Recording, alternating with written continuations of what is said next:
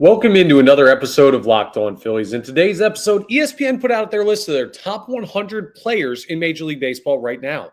How many Phillies made the list? It was a bunch. We'll tell you who.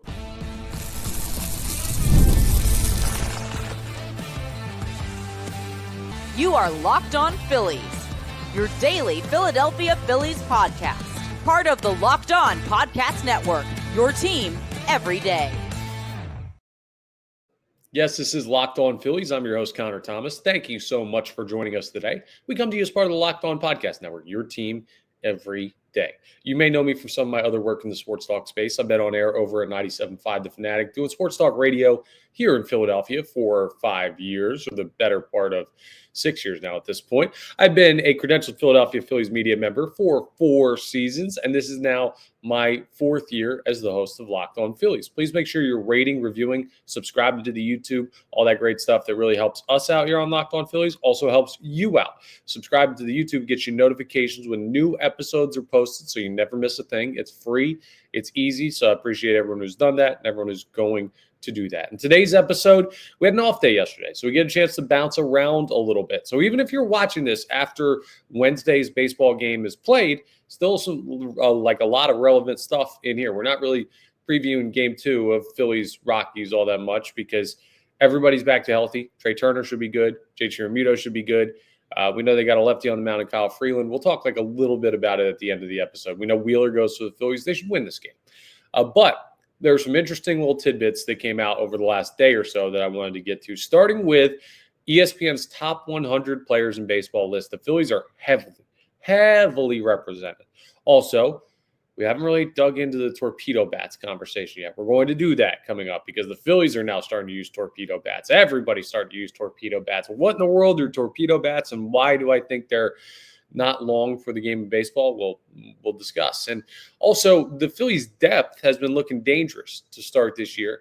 Some of the great reserves or not star players that have stepped up in the first couple of games, the first 4 games for the Phillies, we'll get into that as well. But let's start with this top 100 players list. To let you know right off the rip, the Philadelphia Phillies have 7 players represented on the ESPN top 100 baseball players right now. That is damn good representation. If those guys all find their way onto an all-star team, I don't think they will when you hear the names, but that would be comparable to what the Phillies did last year when they had, 8 all-stars? This team's a monster. This just proves it to you. Now, there are some guys not on the list that maybe I would add. There are some guys on the list that I might remove. So let's run through. They did a nice little blurb about each of the players at all. I'll just kind of react to where the guys are. Real quick, just take a little time. Maybe pause the episode if you need to for 5 seconds. You could play along and say, who are the 7 guys that I think would be in the top 100 Major League Baseball players according to ESPN? No major surprises on this list. I'll tell you what. They didn't stick Rafael Marchand in here or something or anything like that. But here are the players, their rankings, and a little bit about what's said about them and whether or not I agree. At 89, we're going from lowest to best. JT Realmuto still on the list as a top 100 baseball player, which is crazy because he has been rough health-wise comparatively to how he has been in his career with the Philadelphia Phillies. He did not really perform last year. I guess you can use the injury defense to say that's why he didn't play well, but guess what? I mean, he's a guy that's aging that plays a really tough position on your body, and people are already talking about moving him down in the lineup because he hasn't been productive in the middle of the order for the Philadelphia Phillies. Now, what they said is Realmuto missed about 6 weeks last season, so they did use the injury excuse. Phillies went 62-37 when Realmuto started, 33-30 when he didn't. So they're starting to say that part of the last year's collapse for the Philadelphia Phillies or their rough stretch was because Realmuto was out. Still projects as an average to above average hitter, and he's a plus defender is their explanation on number 89, JT Realmuto. 81, this is low, but it's because he doesn't play the field, is Kyle Schwarber, another guy in the top 100 list. And he is just a homer machine, absolutely deserves to be here. I would have him higher on the list. We're going to talk at some point this season about a Kyle Schwarber extension because I'd like to see them get that done before free agency rolls around, which would mean an in-season extension or a just after the season extension. But Schwarber is just like, he's tearing the cover off the ball already. He is exactly what the Phillies have always needed at that DH spot. That position was almost created for Kyle Schwarber, right? A universal DH is music to his ears, and it's music to Phillies fans' ears because we have him. Literally just a bombs machine who also started using the whole field last year, who gets on base, who sees the baseball well, who can bat anywhere in the order. Kyle Schwarber's a monster. He deserves to be on this list. I think he'd be significantly higher if he had any chance at all to play the field. But we know Kyle Schwarber's limitations. Next up, surprised he was fully on the list because remember, this is coming into this season, but he's generated a lot of buzz. Cristopher Sanchez got a Cy Young vote last year, even though it wasn't the first place vote. He did receive a vote in general for the Cy Young race last year, and he's gotten a lot of buzz this year. His first start was in the Phillies home opener, which was on Monday. He went 5 1/3 innings, struck out 7, looked good, did not get the win because the Phillies were down until the bottom of the 7th, but still, he's got awesome stuff. He's got a high ceiling. The fact that he's already up at 79 shows you how high the average ESPN writer or baseball writer or follower of the game is on him. He's one of those hot names, right? And you always get, or at least I do, I get annoyed when I keep hearing about these hot breakout names that haven't done anything, right? Guys from, I don't know, I'm trying to think of a good example of a dude. Okay, here's a good one, right? Jackson Holiday. Everyone said, because I can't go Paul Skeens because Paul Skeens was a monster. Jackson Holiday has not had success for the Baltimore Orioles, who's one of their top prospects, former #1 overall pick. He hasn't had success at the major league level yet, but everybody talks about him like he's this lock all-star, no doubter. And I think he's talented, but it's just like, how many times can you say it about the guy before you have to see him do it? Cristopher Sanchez was talked about a lot this offseason, but being a Phillies fan and watching this guy, you know how talented he is. I just imagine there's other fan bases out there that are like, okay, can we at least let the guy pitch first and see if the 96, 97 is going to play any differently? And I think it will. He was a monster last year, underratedly good season, even though he got a Cy Young vote. Like, he probably deserved more recognition for his season last year. The hope is he's even better this year. He's off to a good start. So far, again, we have Romuto, Schwarber, Sanchez, Nola at 45. Feels high. But remember, people love the longevity. In the city, it drives us crazy what he does day to day. National writers, they just see the numbers. They see the compilation numbers. I'm not saying Aaron Nola is bad. I'm saying his stats are much more impressive when you watch them year to year versus start to start. We know that he struggled against the Nationals, and he cost them that game in the final game of the series in Washington. Now, cost them. The offense was quiet as well. But Aaron Nola is still a very respected, very talented pitcher. I had him as the second best pitcher in this Phillies rotation. He is the second highest starting pitcher on this list for the Philadelphia Phillies. We'll see if that still holds after the season Cristopher Sanchez puts together. But Nola, 45. He's in the top half of the top 100. That feels high, but they really like him. They do. And Philadelphia Phillies fans have never liked Aaron Nola enough. So 2 guys in the rotation already in the top 100 players. Trey Turner breaks the top 30. He's at 29. And I know people have issues with Trey Turner's defense. Here's the blurb that they wrote about Trey Turner. They say his WAR has dropped in each of his 2 seasons with the Phillies. Turner's still a solid contributor who displays a top-tier power-speed combo, though he stole only 19 bases last year. Remains to be seen if that stolen base decline is the start of a trend, because it'll be 32 in June. They go into the age and the questions. He's already started having back spasms. Now, on the Trey Turner point, he should be good to go for today's game. Should be available. He pinch hit in the home opener. So I imagine that means, hey, buddy is good to go, especially after the day off yesterday. Turner is an awesome, awesome shortstop for a reason, right? Because you don't get guys that are that athletic, that are that consistent, making contact, that can create pop, that have all the speed and everything from one position. He is a 5-tool player. The problem is one of those tools, defense, looks aesthetically awful.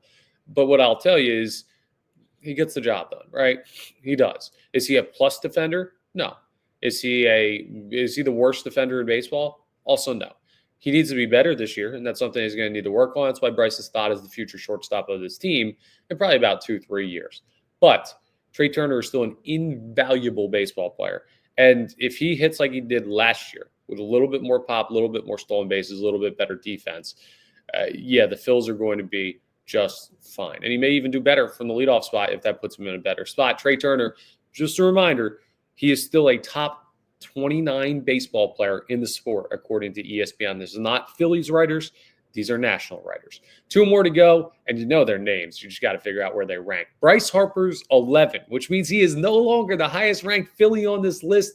You don't need me to tell you why Bryce Harper's amazing. Still one of the most clutch athletes, an MVP caliber player, basically year in and year out when he's not injured. Bryce Harper is an absolute god among men when it comes to Major League Baseball.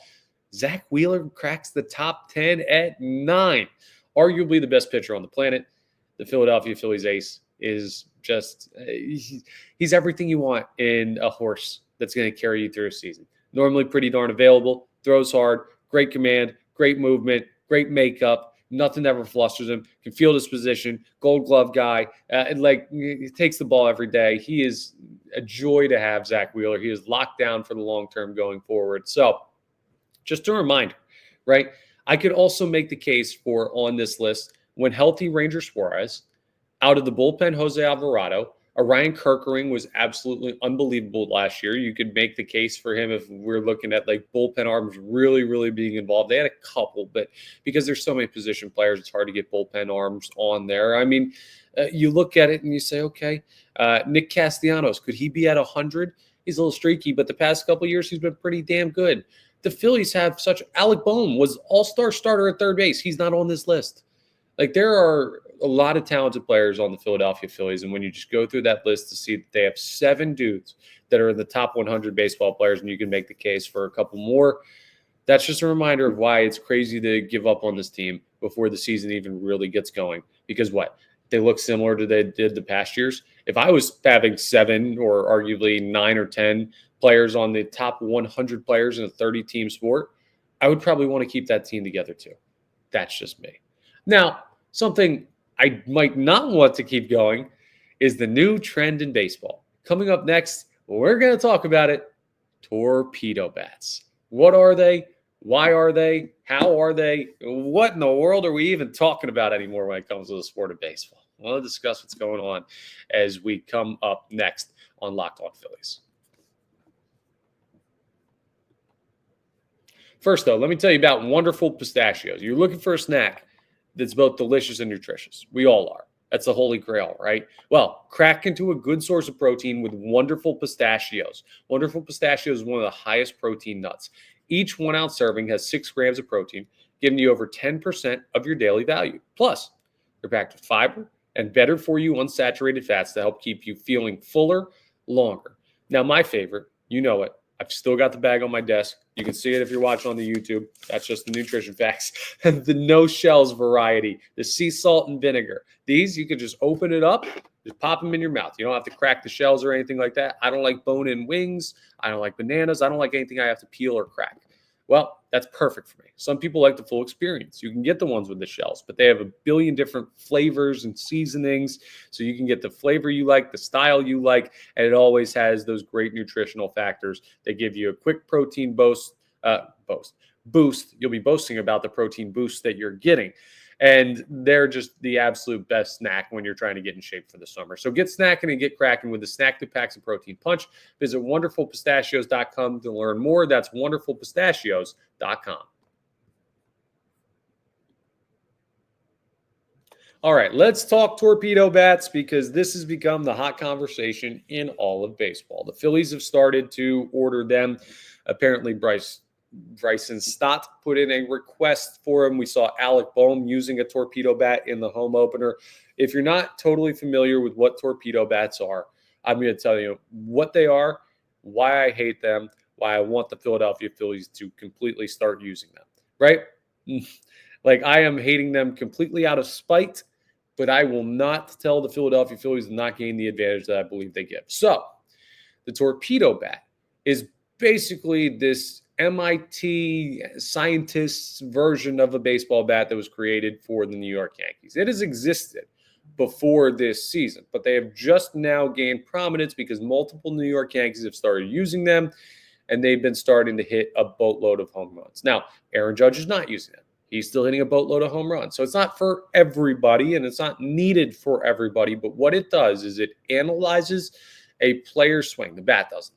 The company that creates these analyzes, and it's Invictus is creating these. The same one that creates all the special bats like Bryson Stott's pencil bat and stuff like that. But you go in the cage, you take like 1,000 swings, you get all wired up so that they are able to get data tracked off your swings. And then they say, okay, for example, for me, I'm a bad hitter. So they may say, Connor, you hit everything off the hands. I'm like, yeah, that's why I stink. And then what they do is they build a bat where they move more wood. They change basically the sweet spot. Or if you do hit the ball on the barrel often, they load that up and they take wood away from the end or the hands of the bat. And what that does is it creates a thicker midsection for most players of the bat. So it becomes this kind of like warped oblong type of shape where it just like juts out in the middle of the bat. It looks like a torpedo, hence why they're called torpedo bats. Now, for anyone who's saying that this is illegal, it's not. Under the rules of baseball, there's nothing that restricts you from doing it. So there is no current language in baseball's rules that say you can't do this. Now, because it's the New York Yankees, I want it gone from the sport. And I think other people feel that way. It's the same thing as what's going on in football with the tush push with the Philadelphia Eagles. There's nothing technically illegal about it, but because the Eagles are good and people don't really like Philadelphia sometimes, and because they won the Super Bowl, they want to take it away. Because it's the Yankees and they have the short porch and right and they have a bunch of like unlikable fans and they're fun to hate. You want to take away what you think is making them good. Now, that is the biases that we have as fans, followers, listeners of the game. Here's reality. Anybody can use them, and anybody is now. There were hundreds of calls placed to bat companies to get torpedo bats for other players that have not been using them. Alec Boehm was just a drop in the bucket. I would be shocked if you don't see mostly torpedo bats coming forward. Now, what's the downside of torpedo bats? For the individual player, it takes away wood from the end of the bat or lower down on the barrel. So there's a little bit less margin for error. If you catch a ball on the barrel, great. You're going to have more wood. You create more exit velocity. You hit the ball further. Makes total sense. But let's say you get a ball off the end of the bat. One that with a balanced bat would normally be a hit because you just got enough of it. Now it could be a broken bat. Now it could be a weaker grounder or a weaker little flare that gets caught. So there is give and take. You're not just creating like this souped up mega bat. You are basically trading off balance of contact for more power in the sweet spot. So it's not the perfect bat, right? And I wonder how that'll play out if pitchers will end up learning where guys' sweet spots are. We know where holes and swings are for guys, right? We know that Brandon Marsh gets a lot of high strikes called on him. He doesn't get to that pitch. Bryce Harper, if you're going to beat him, you're going to beat him with hard stuff up, right? Like once you get the data on torpedo bats and be like, oh, this guy uses a torpedo bat. He has it out near the end of his bat more. Throw in on the hands. He's going to not be able to make contact like at all or not be able to make good contact. I think that's going to happen to level things out. But the reason that I don't like the torpedo bats is because you're manipulating something, like manipulating a bat to give yourself the advantage. I already think hitters, they're already given a lot of stuff to their advantage because baseball wants to see runs scored. And I'm not anti that. I love the home run. The Phillies do too. Torpedo bats, hey, anything that helps offense might help the Philadelphia Phillies. But remember a couple years ago, pitchers got spider tack or sticky stuff, as they called it, taken away from them. They couldn't use anything to get grip on the baseball. And then when they started to not allow that anymore, guys started hitting dudes left and right because they couldn't control it because the baseballs are so slick. They couldn't get a feel for it. Tell me the difference between spider tack and torpedo bats. Let's think about it. Torpedo bats are manipulating the bat to give you an advantage based on the way that you hit. Spider tack is manipulating a ball to give you an advantage based on the way you throw. Now, with the torpedo bats, you still have to be a good hitter. It doesn't hit the ball automatically for you. Just like with spider tack, you still have to be a good pitcher. It doesn't spot or throw the ball for you automatically. It just allows you to get better spin, or better control, just like the torpedo bat allows you to get better contact, more consistent swing contact if you hit the ball in the same spot. So to me, this is blatant saying, hey, batters, you can gain this advantage by manipulating a baseball bat. Pitchers, you can't gain that advantage by manipulating a baseball. Matt Strom's not happy about it. He's going on the record already saying he doesn't like the torpedo bats. I'm with him, right? Like, I don't like the optics of it either. Like, the bat looks stupid. Maybe this is just me getting old, right? I'm only 30, but maybe I'm in the older generation of baseball now, and kids will love the torpedo bat. But I don't like the weird shape.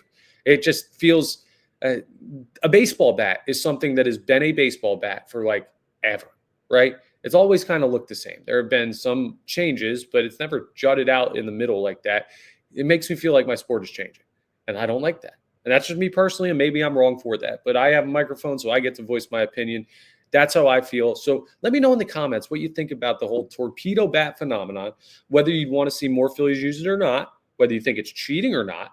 Now, I don't think it's necessarily cheating, but I do think more people will treat it like that because it's the Yankees that came up with it.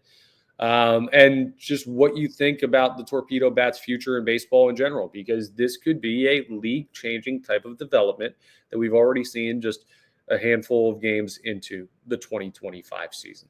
Coming up next, the Phillies' depth.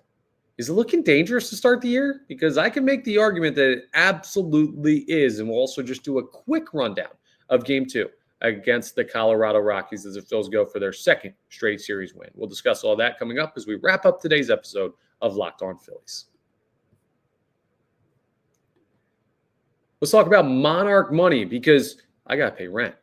And every time I pay rent, I take a look at my bank account and I wonder, where in the world did all my money go? What was I doing all month with all of the money that I make? The very little money.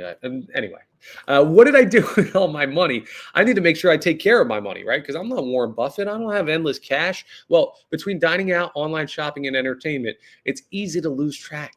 That's where Monarch Money comes in. Your personal CFO, giving you full visibility and control over your finances. Monarch Money isn't just a budgeting app. It's so much more than that. It's a complete financial command center. You can track all your accounts, investments, and spending in one place. So you stop just managing your money and you start building wealth. When I started using Monarch, I realized how much I was spending on things like food delivery, going out to the bar, not eating in my own home. It's really a wake-up call that says, hey, maybe you should stop doing more of that. Maybe cook dinner at home. You always get a feel, but when you see the actual numbers, it prompts action. That's what Monarch Money wants to do. It wants to help you develop more beneficial money habits. And managing money with your partner is smoother than ever with Monarch Money. You can track shared and personal accounts. You can set goals together and stay on the same page without the stress of tough conversations. Come home from work, your wife or girlfriend's mad at you. Where did all our money go? Sorry, I swear to God that Christopher Sanchez was going to have 8 strikeouts and I parlayed it and everything. No, you have the shared account and shared information so you can make sure that everyone's on the same page. So take control of your finances with Monarch Money. Use code LOCKEDONMLB at monarchmoney.com for 50% off your first year. That's monarchmoney.com, code LOCKEDONMLB for half off your first year. Go ahead and check out our friends at Monarch Money.